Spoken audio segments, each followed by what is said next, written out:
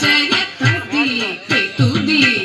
யானை முகத்தவன் தொங்கிட கிடத்தக்க திக்கு தொங்க தேவர்கள் கணபதி திக்கிட கிடத்தக்க திக்கி தொங்க கணபதி கௌத்துவம் கற்றவர் வினய புக்குடுதான்